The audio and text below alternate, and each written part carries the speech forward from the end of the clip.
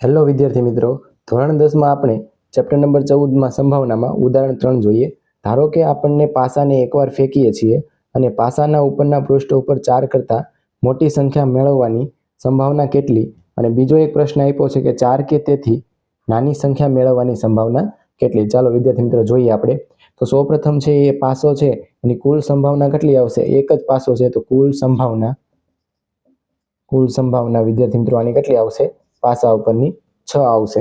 હવે તમે જોશો કે પહેલી આપણે આપી છે કે એમાં વિદ્યાર્થી મિત્રો આમાં આપણે પાસામાં કઈ કહીએ છે તો કે 1 2 3 4 5 અને આ રીતે કુલ સંભાવના હશે. અને હવે આપણે એવું કીધું છે પાસાના ઉપરના પૃષ્ઠ ઉપર 4 કરતાં મોટી સંખ્યા મળવાની સંભાવના. તો પેલું લખીએ પી ઘટના કઈ આવશે? ઈ 4 કરતાં મોટી હોય. તો 4 કરતાં મોટી હોય એની સંભાવના કેટલી આવશે વિદ્યાર્થી મિત્રો? જુઓ તમે 1 અને 2 એટલે અહીંયા આવશે સાનુકૂળ પરિણામ છેદમાં કુલ પરિણામ, એટલે લખીએ સીધું આપણે 2 ના છેદમાં કુલ પરિણામ 6 એટલે 2 તેરીને 6 એટલે આ આવશે 1 ના છેદમાં 3.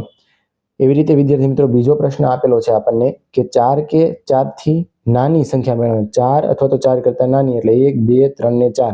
તો લખીએ પી કૌંસમાં ઈ 4 કે 4 કરતાં નાની.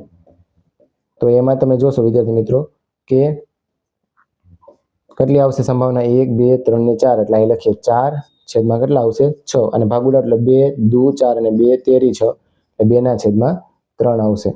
ચાલો વિદ્યાર્થી મિત્રો આ બંને આનો જવાબ આવી ગયો છે. જો વિદ્યાર્થી મિત્રો તમારે આવા જ છે વિડીયો જોવા હોય તો ચેનલને જરૂર સબસ્ક્રાઈબ કરજો અને મારા મેં વિડીયો યુટ્યુબમાં મેકેલા છે, એકવાર છે જરૂર મુલાકાત લેજો અને લાઇક શેર અને સબસ્ક્રાઈબ કરવાનું ભૂલતા નહીં.